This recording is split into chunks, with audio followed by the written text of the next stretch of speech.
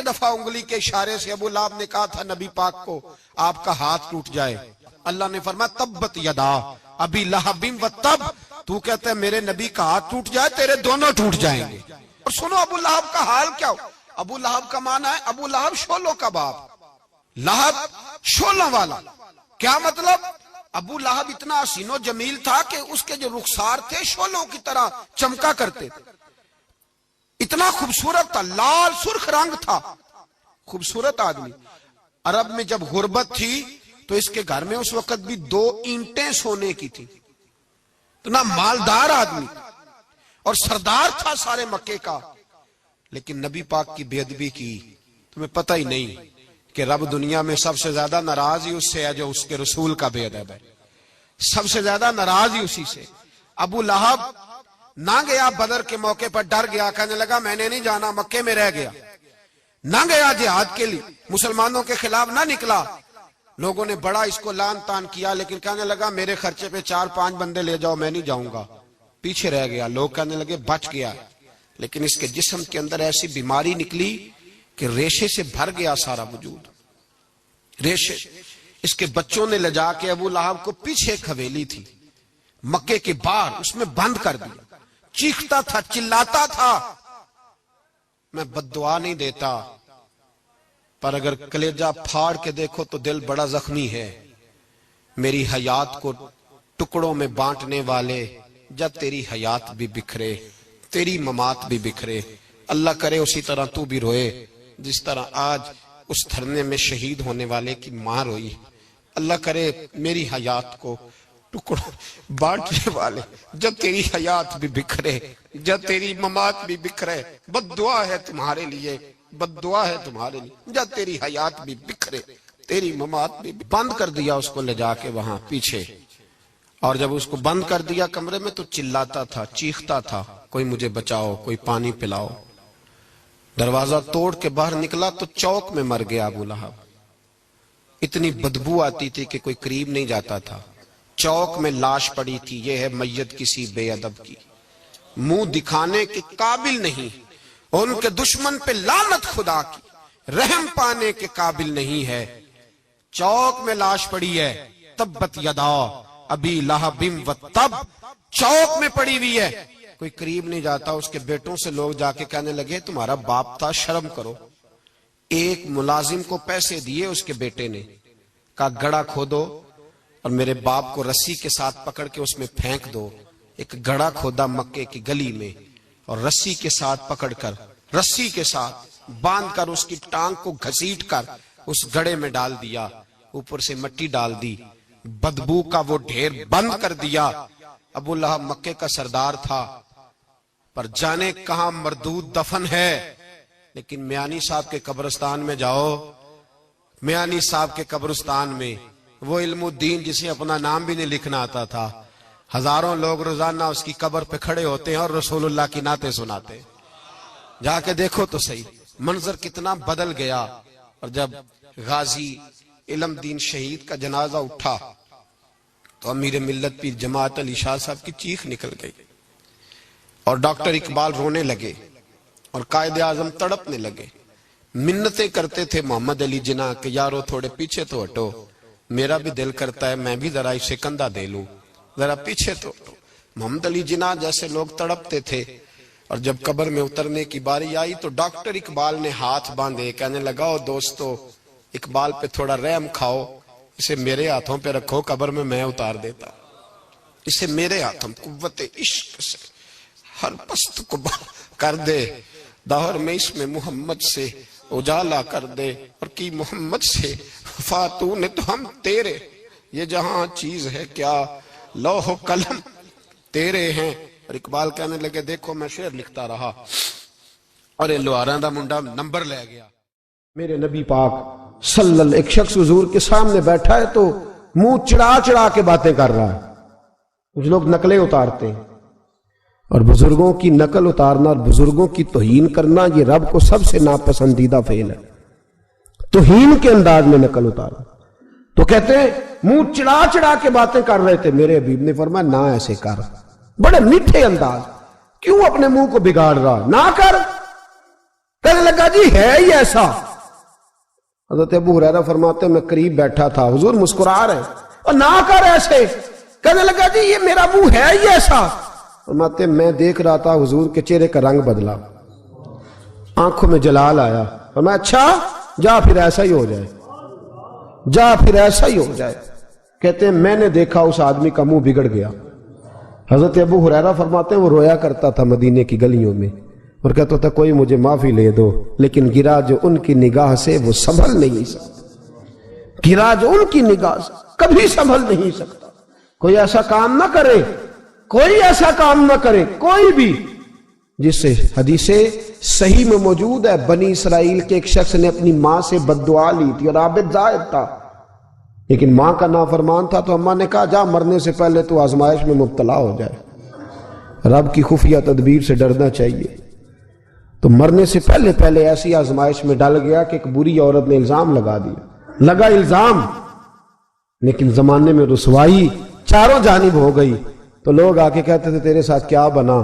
کہتا کچھ بھی نہیں, میری اماں نے میرے لیے بد دعا کی تھی, اس کا رنگ دیکھ رہا ہوں. کیوں میں نے ستایا اپنی ماں کو؟ توبہ کر, دعائیں لیا کریں زندگی میں. بد دعاؤں والے کام ہم تو 1 منٹ لگاتے ہیں بد دعا لینے میں, 1 منٹ لگاتے, 1 منٹ. ایک میں بزرگوں کا پڑھ رہا تھا ایک دفعہ اخبار میں, تو ان کی آنکھیں کالی ہو گئی, اندر سے کالی ہو گئی, تو بیچارے نابینا ہو گئے.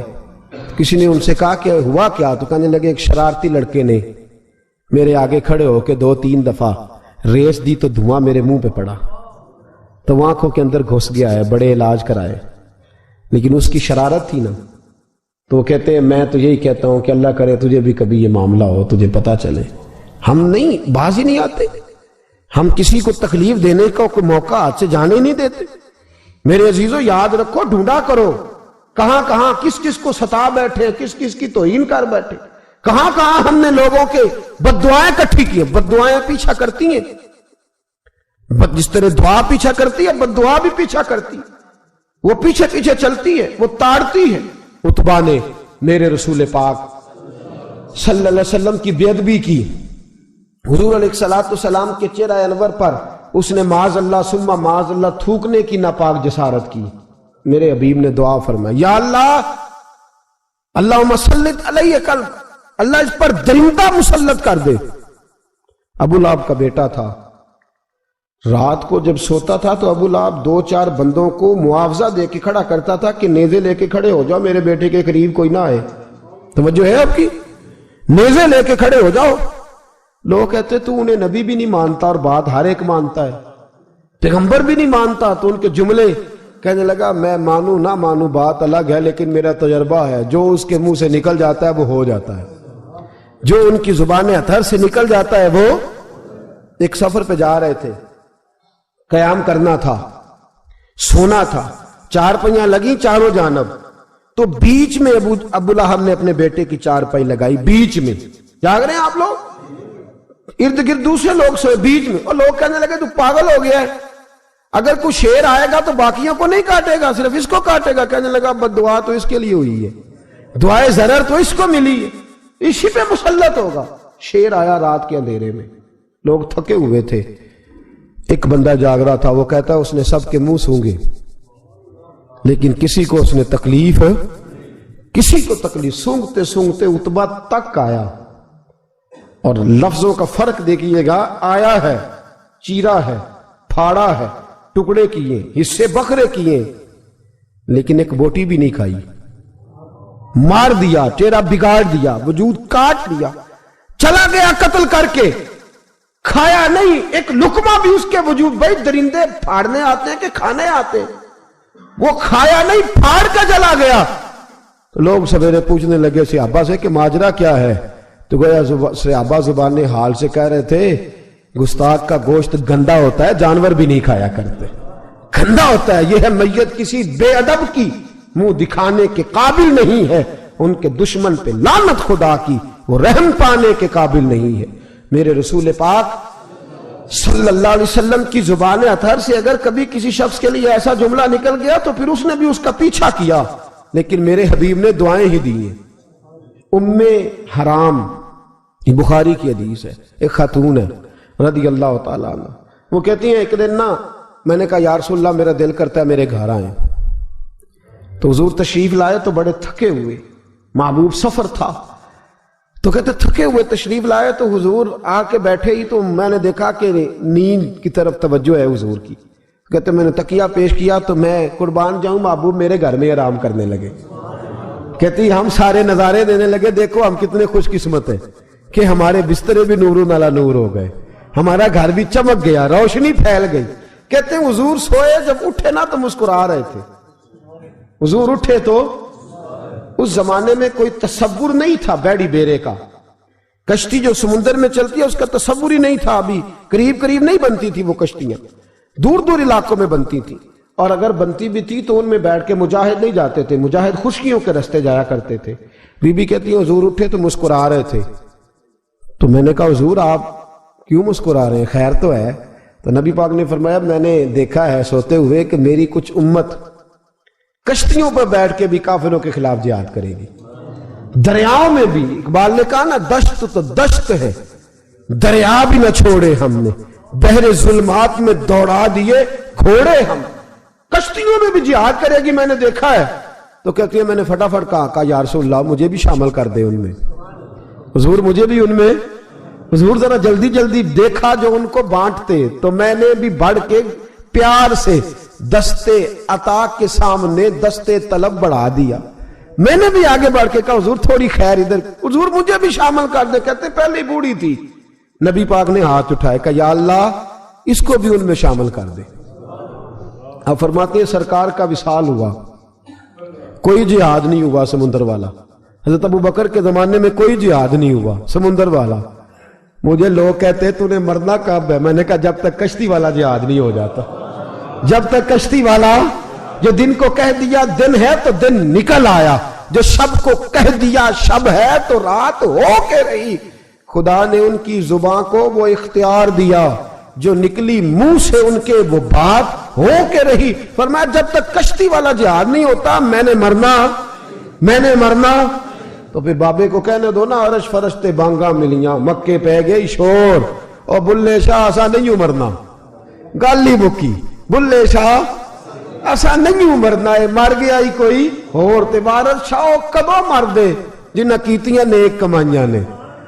بات ہی ختم کر دی، او کدو مر دے جنہ کیتیاں نیک کمائیاں نے. حضرت سلطان باہو رحمت اللہ علیہ فرماتے ہیں کامل پیر اونا دے باہو قبر جنہ دی جیوے. فرمایا میں نہیں مرتی. حضرت اسرائیل نہیں آتے وہ چھو کے گزریں گے. کہتے بہنیں بھی چلی گئیں، بھائی بھی چلے گئے، خامد بھی چلا گیا، بچے بھی کئی گئے، اور میں اسی حالت میں. حضرت ابو بکر صدیق کا وصال ہوا، حضرت عمر کا وصال ہوا، حضرت عثمان کا گن رہے ہیں آپ لوگ. حضرت ابو بکر کے 2.25 سال، حضرت سیدنا عمر فاروق کے کم و بیش 10 سال، حضرت عثمان غنی کے تقریباً 11 سال. کتنا عرصہ ہو گیا؟ کہتی ہیں کوئی. پھر حضرت علی کے 4.5 سال. بی بی کہتی ہے میں تر و تازہ تندرست کی تندرست لوگ پہتے ہو، بی بی تیرے ساتھ والے سارے چلے گئے، تو کب جائے گی؟ تو میں کہتی ساڑھے نبی دی زبان، ساڑھے نبی دی زبان، ساڑھے واسطے قرآن، میں کیسے جاؤں؟ ابھی جہاد ہی نہیں ہوا. کہتے ہیں خلفائے راشدین نے پردہ کیا. حضرت امیر معاویہ کا دور آیا اور حضرت امیر معاویہ نے قسطنطنیہ کے لیے جب مجاہد بھیجے تو سمندر کا رستہ تھا. کہتی ہیں جب سواریاں جانے لگی تو کہنے لگے کچھ بیویوں کی بھی ضرورت ہے کھانا پکانے کے لیے.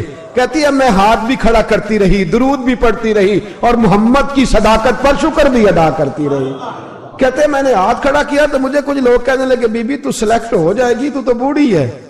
تو کہتی ہے میں نے کہا سلیکٹ ہو کیا جاؤں گی، مجھے جانے والے سلیکٹ کر کے گئے ہیں، مجھے سلیکٹ کیا گیا ہے. جنہوں نے ظاہری پردہ کیا ہے نا سلیکٹ مجھے. حضور نے دعا کر دی تھی تو نبی پاک کی دعا.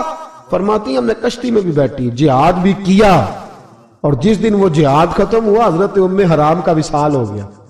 تو لوگوں سے پوچھتے بی بی چلی گئی؟ کہنے لگے ہاں مصطفیٰ کا کیا ہوا وعدہ جو پورا ہو گیا ہے. میرے محبوب نے جس کو دعا دے دی، میرے رسول کریم نے جس کے لیے دعا کر دی.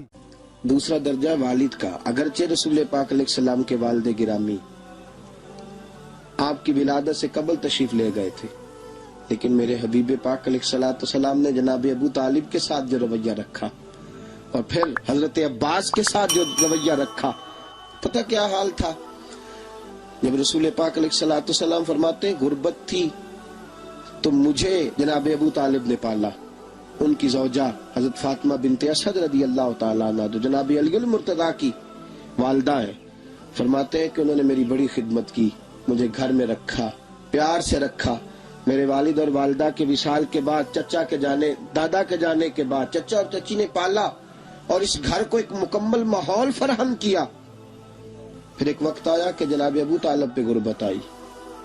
نبی کریم صلی اللہ علیہ وسلم بکریاں چرانے جاتے تھے اور وہاں سے جو اجرت لے کے آتے تھے سیدھی لا کے چچا کی ہتھیلی پہ رکھتے تھے، چچا کی ہتھیلی پہ رکھتے اور فرماتے تھے کہ چچا آپ اپنے مصارف کے لیے اس کو خرچ کر سکتے ہیں، یہ عالم۔ اور پھر چچا نے بھی تو کمال کر دی نا، پھر اس چچا نے بھی تو کمال کر دی نا۔ سارے لوگ کٹھے ہو کے آ گئے نا حضرت ابو طالب کے پاس اور آ کے کہا کہ جناب اپنے بھتیجے کو منع کیجیے ورنہ ساری برادری آپ کی مخالفت کرے گی، حد ہو گئی، اب حد ہو گئی۔ اب ساری ان سے کہیے کہ انہیں دولت چاہیے یا عرب کی کوئی خوبصورت عورت چاہیے یا معاذ اللہ کوئی اور چیز کا مطالبہ کرتے ہیں تو ہم دینے کو تیار ہیں، لیکن ان سے کہیے کہ اب حد ہو گئی، یا آپ درمیان میں سے ہٹ جائیے یا پوری برادری کے مقابلے کے لیے تیار ہو جائیے۔ یہ برادریاں جب کٹھی ہو کے آتی ہیں تو کئی کچھ منوا لیتی ہیں۔ حضرت ابو طالب نے رسول پاک علیہ السلام کو بلایا، حضور تشریف لائے تو جناب ابو طالب نے کہا کہ آج ساری برادری آئی تھی، بھتیجے اب میں بوڑھا ہو گیا ہوں اور ساری برادری کا مقابلہ نہیں کر سکتا، ساری برادری آئی تھی۔ وہ کہتے ہیں کہ یا تو تبلیغ چھوڑ دے یا ان کا یہ بھی کہنا ہے کہ جو آپ کا مطالبہ ہے آپ بتلائیں۔ حبیب پاک علیہ السلام نے فرمایا کہ اگر وہ میرے سیدھے ہاتھ پہ چاند رکھیں، دوسرے پہ سورج رکھیں، پھر بھی میں اللہ کی توحید کا اعلان کرتا ہی رہوں گا، میں تو اس دعوے سے باز نہیں آؤں گا۔ جناب ابو طالب نے کہا بھتیجے پھر میں بھی بوڑھا ہو گیا ہوں۔ توجہ ہے آپ کی؟ میری بات سمجھ میں آ رہی ہے؟ جس آدمی کا بڑا سہارا ہو نا، بڑا، وہ جب کہتا ہے نا نہیں، بندہ کی نا کچھ امیدیں وابستہ ہوتی ہیں کچھ لوگوں کے ساتھ، وہ ایک دو چار لوگوں کو کام کہتے ہیں پھر انہیں پتا ہوتا ہے کہ فلاں آدمی سے میری امید وابستہ ہے، وہ کبھی نہیں جائے گا۔ جب ابو طالب نے کہا نا کہ میں پھر بوڑھا ہو گیا ہوں تو اللہ کے حبیب اٹھے، حضور سید عالم صلی اللہ علیہ وسلم کی مقدس آنکھوں میں آنسو ہے، گویا حضور فرما رہے ہیں کہ چچا باپ کا الفت بھائی کی نہیں کرتا جائیداد کے تنازع میں جتنی بھتیجے اٹھ کے کرتے۔ جناب ابو طالب نے دیکھا کہ رسول پاک نے رخ پھیرا، آنکھوں میں آنسو ہے، اچھا چچا تیری مرضی، یہ لفظ کہے تو حضور کی آنکھیں بھر آئی۔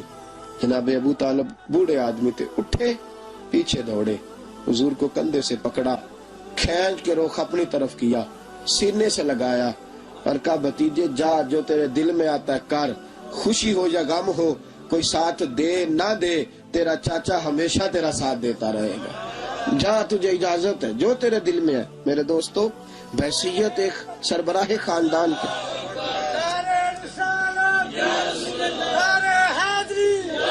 اب ان رشتوں کا اور پھر جب جناب ابو طالب کا وصال ہوا اور جناب خطیۃ الکبریٰ بھی اسی سال میں گئی تو عام الحزن کہا یہ غم کا سال ہے، یہ غم کا سال۔ رشتوں کا تقدس جو نبی پاک علیہ السلام کے آنے پہ قائم ہوا، قبل اس کے انسانیت اس سے آشنا نہ تھی۔ رشتوں کو جو محبت اور خلوص کا رنگ میرے مصطفیٰ نے عطا فرمایا، دنیا کے کسی قانون میں اس کا تصور بھی نہیں کیا جا سکتا۔ اللہ علیہ کے پاس نے ایک بوڑھی اماں اپنا بیٹا چھوڑ گئی تو حضرت صاحب نے کو 2 4 5 مہینے رکھا تو بعد میں اس کی اماں کو بلا کے کہا کہ تو بیوہ ہے، بیٹا تیرا یتیم ہے، میں نہیں چاہتا کہ اس کا وقت ضائع ہو، یہ پڑھنے والا کوئی نہیں، سارے نہیں بھائی پڑھنے والے ہوتے، اب یہاں علماء بیٹھے ہیں، میں بے ادب بھی نہ ہو جاؤں، کچھ پورے 8 سال لگا کے بھی آ جاتے ہیں، سند بھی ان کے پاس ہوتی ہے، ناراض نہ ہو جانا، یہ تو سب اچھے لوگ ہیں، سند ہوتی ہے پر پتہ کوئی نہیں ہوتا، یہ اعلیٰ حضرت نے لکھی ہے بات، سند ہوتی ہے، پوری ڈگری ہوتی ہے، اس پہ کئی لوگوں کے سائن بھی ہوتے، تو بہت سارے طالب علم ایسے ہوتے ہیں جو مدارس میں کہتے ہیں میں فاضل فلاں ہوں، لیکن کوئی شے پاس تو مولانا سردار احمد صاحب محدث اعظم پاکستان رحمۃ اللہ علیہ اس بوڑھی کو کہنے لگے تیرا بیٹا کند دینا ہے، پڑھنا پڑھانا اس نے کچھ بھی نہیں، تو یتیم بچہ ہے، کل کو تو کہے گی کہ میرے بیٹے نے وقت ضائع کیا تو واپس لے جاؤ۔ بوڑھی اماں رونے لگ گئی، کہنے لگی میں پڑھانے تو نہیں لائی تھی، میں تو آپ کو رب کا ولی سمجھتی ہوں، میں تو نوکری کرانے لائی تھی، نوکری۔ حضرت انس بن مالک کہتے ہیں میری اماں بھی حضور کی بارگاہ میں دے گئی تھی، حضور کی بارگاہ میں یہ نہیں کہا تھا کہ یا رسول اللہ پڑھا دیں، ہاں ہاں میں ذمہ داری سے بات کر رہا ہوں، یہ نہیں کہا تھا حضور مجاہد بنا دیں، یہ تھوڑی کہا تھا کہ یا رسول اللہ صلی اللہ تعالی علیہ وسلم سے مفسر محدث محقق مفتی بنا دیں۔ حضرت انس کی اماں کہہ گئی تھی سونیا جب تک یہ رہے گا نا آپ کی نوکری کرے گا، یہ گھر کے کام کاج کرے گا، ڈیوٹی کرے گا، حضور یہ آپ کی نوکری کرے گا۔ تو میرے محبوب نے پھر دعا کر دی اللہ اسے برکت عطا فرما۔ تم سمجھتا ہے خدمت والا خالی رہ جاتا ہے؟ جتنا ذائقہ خدمت والے کو ملتا ہے جو اس کے نصیب میں آتا ہے وہ کسی کا نصیب کہاں بھائی۔ حضرت انس کہتے ہیں حضور نے دعا کر دی، برکت کی۔ مجھے تو کھیتی باڑی آتی بھی نہیں تھی، پر لوگوں کے باغ میں سال میں ایک دفعہ پھل لگتا تھا، میرے باغ میں 2 دفعہ لگتا تھا۔ حضور نے دعا کر دی یا اللہ اسے اولاد دے۔ فرماتے ہیں میرے بیٹے، میرے پوتے، میرے نواسے، میری بیٹیاں، فرماتے ہیں میں زندہ ہوں اور میری 100 اولادیں موجود ہیں۔ پریشان ہو گیا 100 سن کے کہ بچے 2 ہی اچھے، 100 اولادیں میری موجود ہیں۔ حضرت انس بن مولانا سردار احمد صاحب کے پاس نا چھوڑ گئی بچہ، کہنے لگی حضرت جی میں کو پڑھانے کے لیے تھوڑا چھوڑ گئی ہوں، میں تو اس لیے چھوڑ کے گئی ہوں کہ آپ مہربانی کریں خدمت کرائیں۔ تو حضرت جی کہنے لگے کوئی ایسا کام ہی نہیں، خدمت والا کیا کراؤں؟ کہنے لگی پٹھے پوا لیا کرو جی۔ ہن لڑ پیندے نے، کہنے نے بچے کام کر دین مدرسے دا۔ حالانکہ اب کہاں بچے کام کرتے ہیں، اب تو گزر گیا دور، اب تو بچے کام کراتے ہیں۔ اب بچے بھی ناراض ہو رہے ہیں، گھور گھور کے دیکھ رہے ہیں، صحیح پہ رہا ہوں آپ کو، بچے کام کراتے ہیں، بچے کہاں کام کرتے۔ کہنے لگی یہ چارہ ڈالے کرے گا آپ کی بھینسوں کو۔ تو حضرت نے اس کو کہا کہ بی بی چارہ میری بھینسوں کو ڈالنے کے لیے میں نے بندہ رکھا ہوا ہے، تو جا لے جا۔ کہنے لگی ہاتھ باندھ کے حضور مہربانی کریں رکھ لیں، چارہ ڈالے گا۔ اور پتر توجہ سے چارہ ڈالنا حضرت کی بھینسوں کو۔ رونے لگی، حضرت نے رکھ لیا، مہینے کا خرچہ بھی دیتے۔ شام کو نا وہ سارا دن کام کرتا، شام کو آ کے پیروں میں بھی بیٹھ جاتا، حضرت جی لائیں تیل تھوڑا سا، پیر نہ دبا دوں۔ 8 سال ساتھ والے پڑھتے رہے، یہ بیچارہ نوکری کرتا رہا، میرا روپ بھی نہیں تے میرا رنگ بھی نہیں، اور مینو یار منان دا ٹنگ بھی نہیں۔ کبھی کبھی نا حضرت بلال حبشی فارغ ہوتے نا تو نبی پاک کی بارگاہ میں عرض کرتے حضور کوئی کام تو نہیں، سارے ہو گئے، حضور جاؤں ذرا، چلے جاتے۔ ایک دن سلمان فارسی کہنے لگے یا رسول اللہ یہ بلال کہاں جاتا ہے؟ فرمایا جا دیکھ کے تو آ۔ حضرت سلمان واپس آئے تو آ کے رونے لگے، کہنے لگے سونیا جب یہاں سے جاتا ہے نا تو جا کے سیدہ فاطمہ کی چکی پیسنی شروع کر دیتا، بی بی صاحبہ کے کام کرنے لگتا ہے، گھر میں جا کے اسنین کی ڈیوٹی کرتا ہے، وہاں بھی کام یہاں بھی کام۔ وہ چارہ ڈالتا رہا، اس نے چارہ ڈالا۔ حضرت محدث اعظم کی بھینسوں کو دستار فضیلت کا وقت آ گیا، سارے پگڑیاں سجا کے آ گئے، آج دستار ہوگی۔ یہ نہ پیچھے ہو کے بیٹھ گیا، چونکہ پڑھا ہی نہیں تھا تو دستار کا ہے کہ دستار تو اس کی جو پڑھے گا، ہم نے تو پڑھا ہی نہیں، ہم نے تو یار پڑھا، گھر پڑھا، ڈیوٹی کری۔ حضرت محدث اعظم رحمۃ اللہ علیہ کے ہاں جب اعلان ہونے لگا نا کہ اب دستار ہوگی تو حضرت نے پہلا اعلان اس کا فرمایا۔ تو مجھے والا بندہ کپڑے بھی کدی کدی بدل دے نا، وہ کہتا ہے جس حال میں بھی تھا میں پلٹ کے دیکھنے لگا کہ پڑھا پڑھایا تو ہے، کوئی شے نہیں، تو یہ ماجرا کیا ہے؟ پیچھے سے اٹھ کے آئے تو کہتے ہیں باقیوں کی دستار کسی عالم نے کی، کسی صوفی نے کی، لیکن یہ بھینسوں کو چارہ ڈالنے والا جب آیا تو محدث اعظم نے فرمایا پگڑی کے بال کو کوئی ہاتھ نہ لگائے، یہ ساری دستار میں نے کرنی ہے۔ اور فرماتے ہیں حضرت بال بھی دیتے جاتے تھے اور آنسو بھی بہاتے جاتے تھے، ماتھا بھی چومتے تھے، اور فرماتے تھے دستار کے بعد چلا تو نہیں جائے گا یار، مجھے تو عبادت بھی نہیں رہ گئی، مجھے تو چابیوں کو بھی نہیں پتا کون سی کہاں رہتی ہے، جائے گا تو نہیں تو رو پڑا، کہنے لگا سونیا جائے تو وہ جس کے پلے کچھ ہے ہو، آتا جاتا تو ہے کچھ نہیں، مجھے کس نے رکھنا ہے، میں نے کہاں جانا ہے، ادھر کہاں تو ادھر ہی رہوں گا۔ وہ اس طالب علم کے سارے استاد بھائی کہتے ہیں اس نے دستار کرائی، پڑھا پڑھایا کچھ نہیں، पर जो मसला अड़ जाता था ना, वो जो अड़ जाता था ना, वो जाके उससे पूछते थे तो किताबें खोलने की जरूरत नहीं पड़ती थी। हजरत उम्मे सलमा रदी अल्लाह तआला अन्हा कहती है, मैंने अर्ज की या रसूल अल्लाह सल्लल्लाहु अलैहि वसल्लम, मेरी बच्ची बड़ी बीमार है, तो मुझे किसी ने कहा है ये थोड़ी सी नशे वाली चीज है, ये बना के तैयार करके दो, सही हो जाएगी। बीमार है बच्ची तो ये नशे वाली चीज है, इसको तैयार करके दो, थोड़ा नशा है। अगरचे बाज, मैंने शुरू में कहा, बाज लोग मरीज को, सख्त मरीज को ऐसी अद्वियात जो मजबूरी बन जाए उसकी गुंजाइश और इजाजत देते हैं। मोहतात उलमा तो उसमें भी बहुत सारी चीजें पहले बयान करते हैं, लेकिन उसने कहा जी निरा नशा देना है शिफा के लिए। हज़रत उम्मे सलमा कहती है, मेरे नबी पाक ने मेरी तरफ देखा, मेरी तरफ, तो मैंने कहा या रसूलल्लाह आप क्या फरमाना चाह रहे हैं? तो नबी पाक ने फरमाया, उम्मे सलमा कभी नापाक चीज में भी शिफा हुई है, कभी नापाक चीज में भी, कभी शराब और खमर में भी शिफा हो सकती है। शिफा रब करीम ने रखी है पर शहद के अंदर रखी हुई है, शिफा अल्लाह ने रखी है कुरान मजीद में रखी हुई है, तो इसमें भी कभी ये हुजूर ने बयान किया है कि इसके अंदर शिफा हो सकती, तो उम्मत कितनी दिलेरी करती है जो ये मशवरे देती है कि उसके अंदर नशा है, शराब है, तो खांसी चली जाएगी तो फलानी बीमारी चली जाएगी। ना आओ इन चीजों पे, ना अपने ईमान को खराबी दो, और ना ऐसी बातें करो जिससे कि डायरेक्ट रसूलुल्लाह सल्लल्लाहु अलैहि वसल्लम के वाज़ेह इरशादात की मुखालफत हो। मेरे नबी पाक सल्लल्लाहु अलैहि वसल्लम ने फरमाया, और फिर कुछ लोग कहते हैं थोड़ी पी है जी। अब तो मैं तज्जिये में पढ़ रहा था कि ऐसी शराब इजाद हो गई है, लोग शराब पीते हैं और वो मस्त भी रहते हैं, कार भी चलाते रहते हैं, कहते हैं जी नहीं हमारा ज़हन माऊफ नहीं हुआ तो ये वाली सही है, नशा नहीं लाती। मेरे नबी पाक सल्लल्लाहु अलैहि वसल्लम ने फरमाया, जिस चीज की थोड़ी मिकदार, ज्यादा मिकदार हराम है, उस चीज की थोड़ी मिकदार भी हराम है। जिसकी ज्यादा मिकदार हराम है उसकी थोड़ी भी, तो खमर और शराब अगर फुल पीना जायज नहीं तो थोड़ी पीना भी जायज, ये हराम है और हराम थी और कयामत तक हराम ही रहेगी। मेरे नबी पाक सल्लल्लाहु अलैहि वसल्लम ने मना किया और हुजूर ने इजहार नापसंदीदगी फरमाया, और मैं 40 दिन तो इबादत ही कबूल नहीं होती शराब पीने वाले जब तक सच्ची तौबा ना करे। ये लफ्ज जब अदा करता हूं तो शर्म से मेरी जुबान लड़खड़ाती है कि यार दरबारों पे भी नशा बिकता है। मैं ये बात कर रहा हूं सूफिया का तर्जुमान, दरबारों पे, मजारों पे, और सज्जादा नशीनों, तुम्हें जमीन निगल जाए, आसमान तुम्हें ले उड़े, तुम पर कहर नाजिल हो, तुमने बाप दफन करके तो वहां नशे का अड्डा बना लिया, माओ से बेटे छीनने लगे हो, औरतों के सरों से कपड़े छीनने लगे हो, सुहाग मारने लगे हो, बेटियां और बेटे यतीम करने लगे हो, नशा बेचते हो दरबारों और मजारों पे। ये तमाशा लग गया। आप कैसे करूं ये बात, पर करनी पड़ रही है, मजबूरी है, ये मजमून मुकम्मल नहीं हो सकता। बंद कर दे वो दरबार, हमें नहीं चाहिए जिन दरबारों पे नशा बिकता है। मैं जिम्मेदारी से कह रहा हूं, बात रिकॉर्ड हो रही है।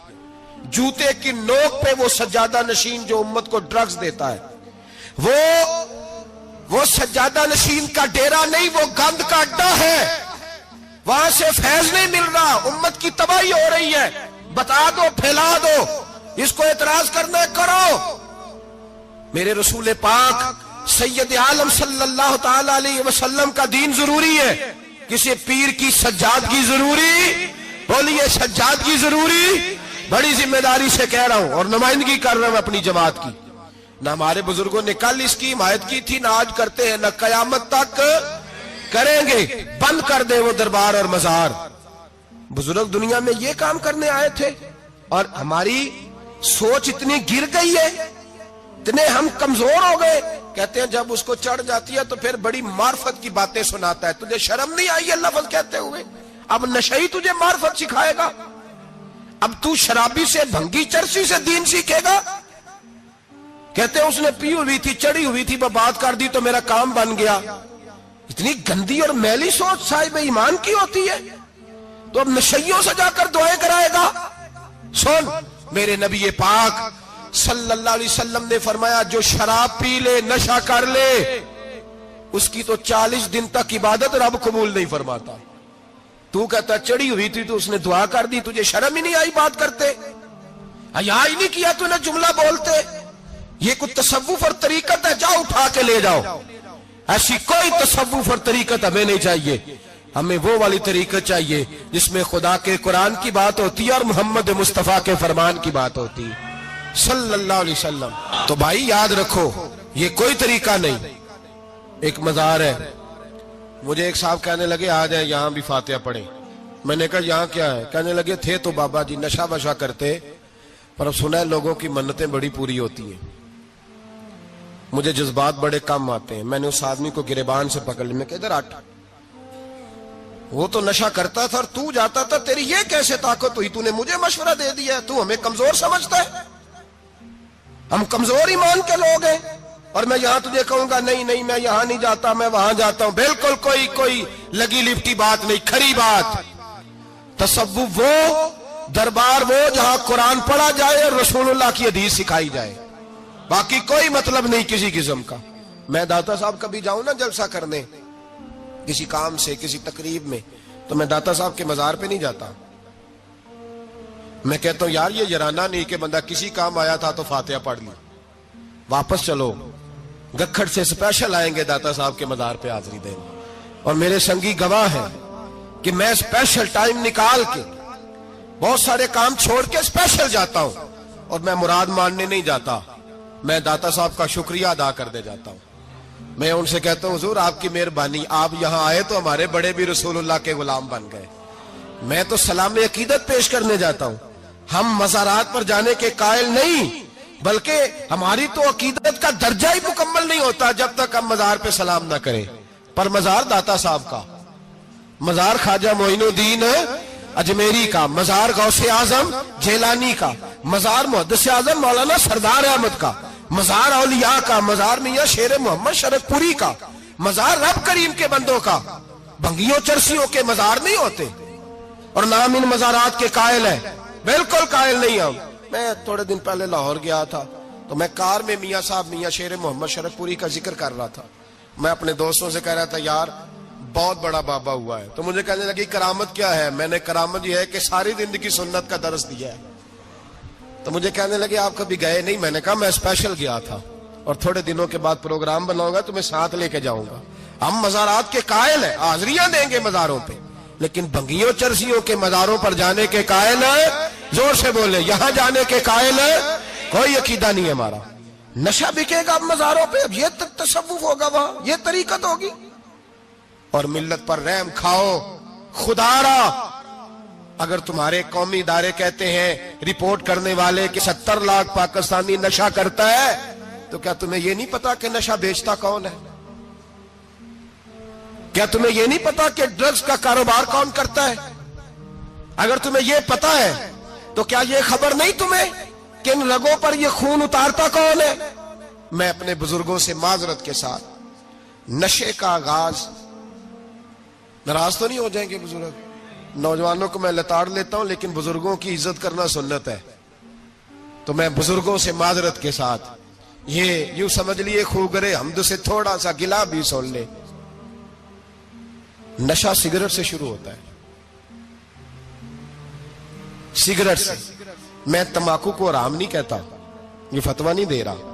تمباکو کا حکم وہی ہے جو مولی کا ہے, جو کچے پیاز اور لہسن کا ہے, کہ آپ جب کھا لیتے ہیں تو منہ سے بدبو آتی ہے, تو آپ مسجد میں آئے تو آنے سے پہلے مسواک کریں, منہ صاف کریں, پھر آپ آ جائیں. تو جائز ہے, مکروہ ہے لیکن حرام ہے. لیکن تمباکو سے آگے جب حالات بڑھتے ہیں, تجزیہ نگاروں نے لکھا ہے کہ ہمارے پنجاب کے کچھ علاقوں میں اب سگریٹ سے نکال کے نا, پہلے بھی بھرتے تھے لوگ اس میں بڑا کچھ, اب پتہ ہے کہ نیا نشہ ایجاد کیا ہے. اب اس کے اندر چرس بھی بھرتے ہیں اور چھپکلی کو مار کے, سکھا کے, خشک کر کے, اس کو پیس کے وہ ساتھ نشے کے ملاتے ہیں, اور اس کا حال یہ ہوتا ہے کہ آدمی کو زیادہ نشہ ہوتا ہے, اور کہتے ہیں وہ اتنا گند ہے کہ وہ آدمی کسی کو دانت بھی لگائے گا تو وہ بندہ بھی بیمار ہو جائے گا. کیا یہاں لوگ اسپرٹ نہیں پیتے آپ کے ملک میں؟ اور ہم کبھی سڑک پہ جاتے ہیں تو نشئی کو دیکھ کے مذاق کرتے ہیں, دیکھنا میں ہارن لگاؤں گا تو گاڑی کے ہارن سے گر جائے گا، لیکن تجھے پتا نہیں کہ یہ کسی ماں کا بیٹا ہے، پتا نہیں کسی بیوی کا شوہر ہے۔ ایک ہمارے دوست ہیں، بزرگ ہیں، ان کا داماد فوت ہو گیا، نشہ کرتا تھا، تو میں تعزیت کرنے ان کے گھر پہنچا تو کھڑے ہو گئے ہاتھ باندھ کے، کہنے لگے حضرت صاحب باقی ساریاں گلاں چھڑ دیو، صرف نشے تے تقریر کریا کرو۔ وہ جب جیتا تھا تو تب بھی اس کے بچے یتیم ہی تھے، یتیم ہی تھے۔ میری بیٹی جب میرے گھر آتی تھی اور میں اپنے پوتوں کے اترے کپڑے اسے پہننے کو دیتا تھا تو میرا کلیجہ پھٹتا تھا، اور میری بیٹی اس کی زندگی میں بھی بیوہ کی زندگی گزار رہی تھی، وہ میری بہوؤں کے اترے ہوئے کپڑے پہنتی تھی۔ کوئی دعا کرو، کوئی جلسے کرو، یہ لت ختم ہو جائے۔ اور کہنے لگا اب میرے وہ چلا تو گیا ہے، دادا دادی اس کے پہلے کوئی نہیں، چچا ہے کوئی نہیں، جب تک تو میں زندہ ہوں ان نواسوں کو کوئی روٹی کا لقمہ، کوئی کپڑا مل جائے گا، لیکن سوچتا ہوں میں بوڑھا ہوں، مر گیا تو ان کو کوئی پوچھے گا بھی نہیں، کون ان کی خبر۔ اتنا ظلم اس قوم سے، اتنی زیادتی، اور آرام سے لکھ کر لوگ گزر گئے کہ یہ 70 لاکھ ہے، ان کا درد تو سمجھو، تکلیف تو سمجھو۔ 7 فٹ کا سونا جوان اور نشے کا عادی ہے تو کسی نالی میں پڑا ہوا ہے۔ اور میں نے کہا اس قوم کے ساتھ اس سے بڑا بھیانک مذاق کیا ہوگا؟ کوئی دانشور تھا بڑا ظالم، اس ظالم سے کوئی مشورہ لینے آیا، اس نے آ کے کہا تو بڑا ظالم ہے، بڑے کڑوے مشورے دیتا ہے، میرا ایک دشمن ہے، میں اس سے بدلہ لینا چاہتا ہوں، میرا دل کرتا ہے اس کا بچہ قتل کر دوں تاکہ وہ تڑپے۔ تو ظالم نے کہا اسے قتل نہ کر، وہ تو اس کا باپ 2-4 مہینے رو کے چپ کر جائے گا، پھر میں سخت سزا دینا چاہتا ہوں، مشورہ دے۔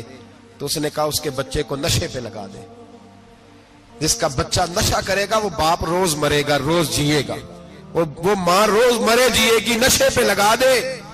اس قوم کے ساتھ سب سے بڑا ظلم یہ ہوا کہ ملت کا جوان نشے پہ لگ گیا، ڈرگز پہ لگ گیا، اتنے تباہ حالات ہوئے کہ جوان چڑھتی جوانیاں، اماں نے کتاب دے کے بھیجا تھا، اور کالج سے واپس آئے تو نشے کے ٹیکے ہاتھوں میں پکڑے ہوئے، ٹیکے۔ اور آپ کے اس ملک کے اسلام آباد میں ایک دن میڈیا نے وہ خبر بھی وائرل کی اور وہ چیز بھی دکھائی لوگوں کو، 3 مہینے کا بچہ لے کے نشئی سڑک پہ آ گیا، اس نے کہا میرا نشہ ختم ہو گیا، میرا بچہ خرید لو، 2 پڑیاں دے دو۔ تو وہاں بیبیاں جو سن رہی تھی وہ بھی چیخے مار کے رو رہی تھی۔ یہ ظلم کیا اس قوم کے ساتھ، اور کرپشن کی لعنت نے اجازت دی سپلائی کرنے والوں کو کہ گلی گلی بیچے، گلی گلی۔ انہوں نے کچھ تھوڑا ظلم نہیں کیا ان حکمرانوں نے، اور ہماری اپوزیشن اس کو نہ صرف اتنا پتا ہے کہ یہ جائیں اور ہم آئیں، اس سے زیادہ کوئی غرض نہیں۔ بھائی کرپشن کے خلاف نکلے ہو تم، نشے کے خلاف کس دن نکلو گے؟ جوئے کے خلاف کس دن؟ قوم تو مر رہی ہے نشے سے، اس کے خلاف میدان میں کب آؤ گے؟ صرف اتنا ہے کہ یہ جائیں اور ہماری باری آئے، اس سے زیادہ کچھ نہیں۔ کافر اسی پچ ہو گیا، پھر تشبیہ مسلح کی کرنا، اساں ظاہر نوں رب منیائے، باطن دا اللہ کی کرنا، اساں ظاہر نوں رب منیائے، باطن دا اللہ کی کرنا۔